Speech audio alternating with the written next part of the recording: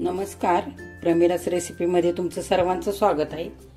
आज आपल्याला एक उपवासाची रेसिपी करायची आहे।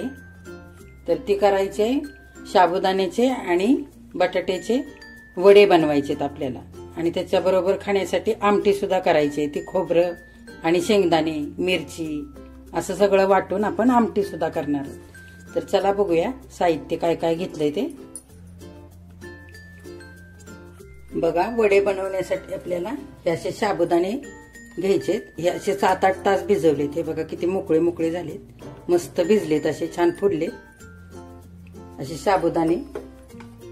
त्याच्यात टाकण्यासाठी असा बटाटा मी घेतलाय शिजवून। हे 3 बटाटे, एक मोठा आणि 2 थोडे बारके, असे 2-3 बटाटे घेतले। शेंगदाणे अर्धी वाटी घेतले। हे तिखट मिरची घेतले, हे 5-6 मिरचे। हे काश्मीरी लाल तिखट घेतलंय अर्धा चमचा। हे चिली फ्लेक्स घेतलंय अर्धा चमचा। आणि आमटी करण्यासाठी आपण हे असं ओलं खोबरं खरवडून घेतलंय।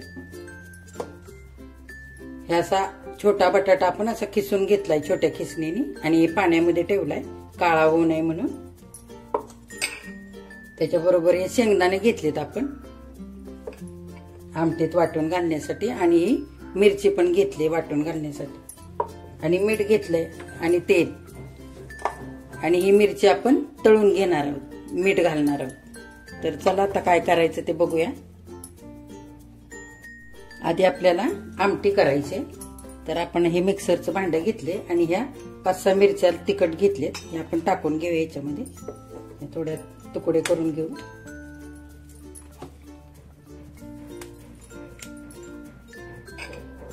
आणि हे अर्धी वाटी शेंगदाणे घेतले, ते पण टाकून घेऊ।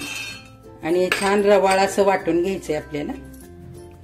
आपण हे वाटून घेऊया मिक्सरच्या भांड्यामध्ये। बघा, आपण असं वाटून घेतलंय असं रवाळ शेंगदाणे आणि मिरची। तर तुम्हाला किती तिखट हवं तसं तुम्ही घ्यायचंय मिरची। तुम्ही किती करणार आहात, किती प्रमाणात करायचंय त्यानुसार घ्यायची मिरची। तर चला आता आपण पुढे बघूया काय करायचं ते।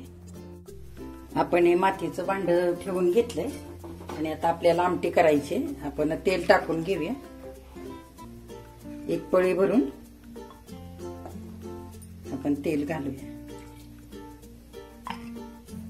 आणखी थोडं घालू, आवश्यकतेनुसार घालायचंय। तुम्हाला तूप आवडत असेल तर तूप घातलं तरी चालेल। हे छान गरम होऊ देऊया।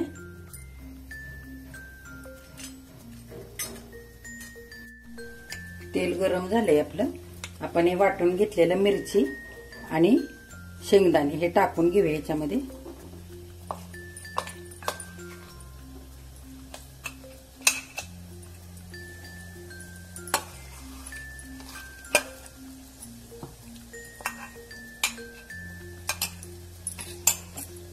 बारीक गॅसवरती हे छान परतवून घ्यायचंय आपल्याला मिरची आणि शेंगदाणे।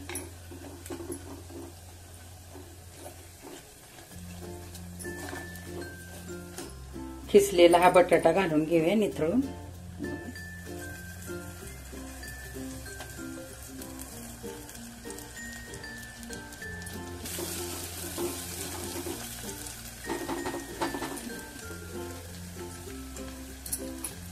आणि थोडा वेळ झाकण घालूया, छान याची वाफ काढूया।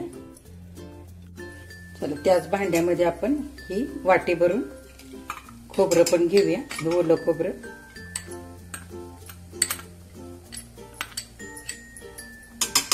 ओल्या खोबऱ्याने छान होते आमटी। आता हे छान अगदी बारीक वाटून घ्यायचंय आपल्याला।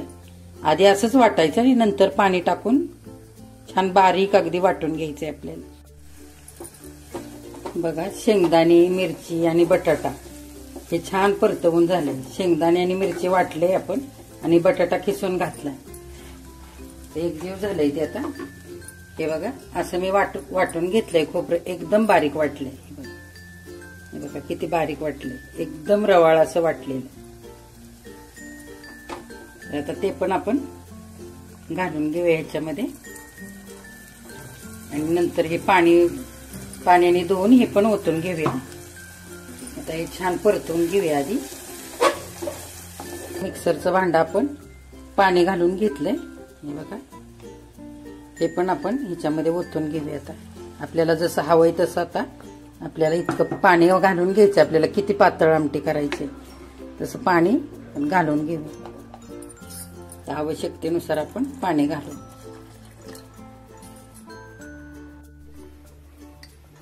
बघा आपण पाणी ओतून घेतलंय आवश्यकतेनुसार. आता आपण थोडासा हा कूट टाकून घेऊ शेंगदाण्याचा.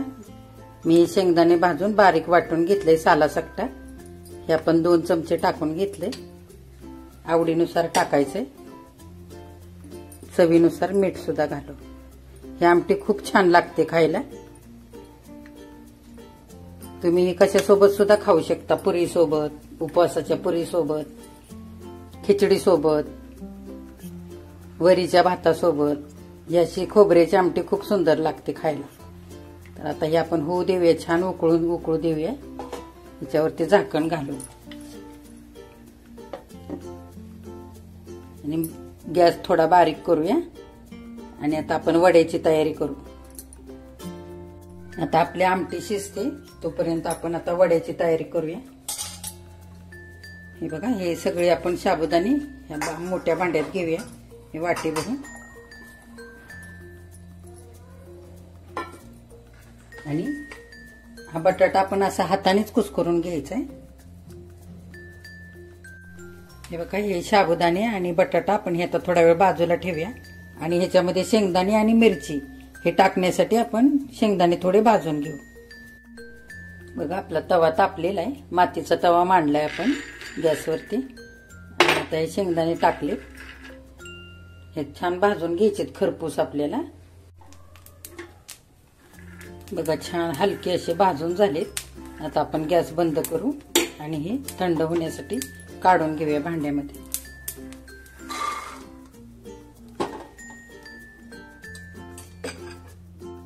बघा आपली आमटी पण खूप छान उकळली. दाटसर अशी झाली. हे बघा ह्याच्यामध्ये आपण बटाटा किसून घातलेला तो सुद्धा एकजीव झालाय अगदी. अशीच आपल्याला दाट पाहिजे.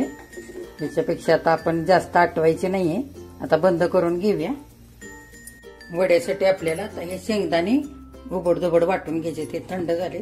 आपण मिक्सरच्या भांड्यामध्ये आधी शेंगदाणे वाटू आणि नंतर मिरची वाटायची आपल्याला. हे उबडधोबडच असे वाटून घेऊया. हे बघा असं वाटून झालंय.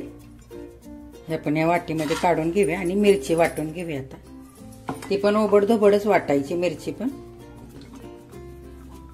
ह्या फिक्क्या मिरच्या आहेत ह्या कमी तिखट. ह्या 3-4 मिरच्या घेतल्यात मी. ह्या पण उबडधोबड वाटू. हे बघा मिरची पण अशी वाटून झाली. हे आपण काढून घेऊया ह्याच्यात.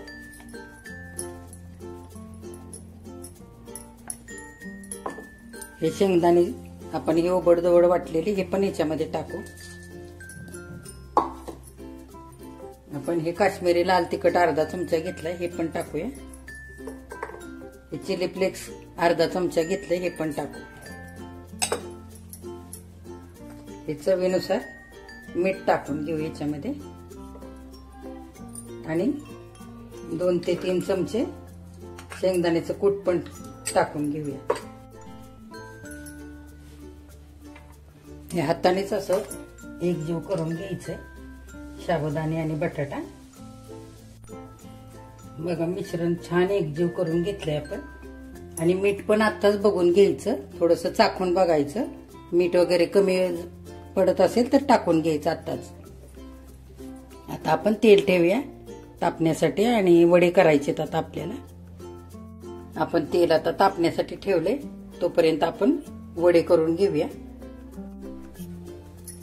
बघा आपण असे वडे करण्यासाठी असं गोल थोडं करून घ्यायचं आणि असं चपट पण थोडस करायचं. हे बघा थोडं थोडं मिश्रण घ्यायचं.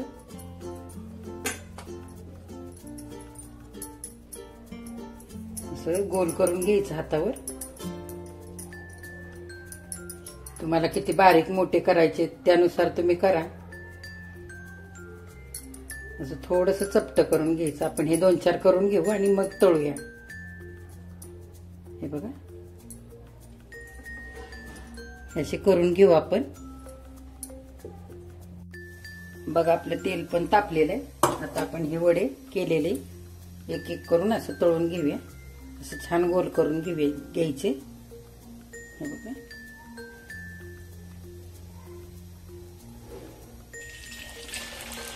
आणि जसे 1-2 जसे मावतील तसे आपण घालू.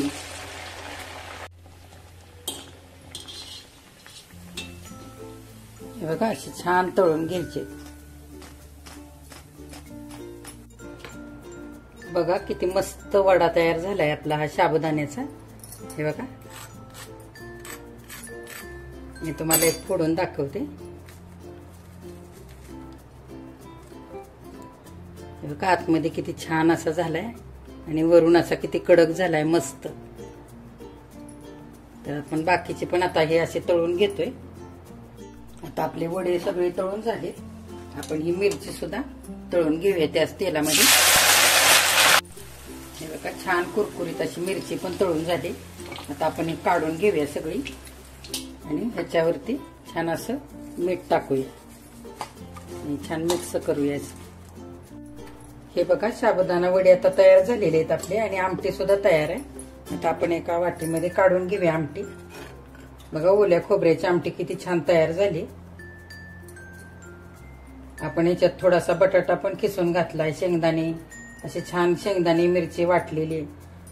बघा किती छान अशी घट्ट अशी आमटी तयार झाली. आपण इकडे वडे घेतलेत, इथे दही घेतलंय, इथे आमटी घेतली, इथे आपण मिरची घेतली तळलेली.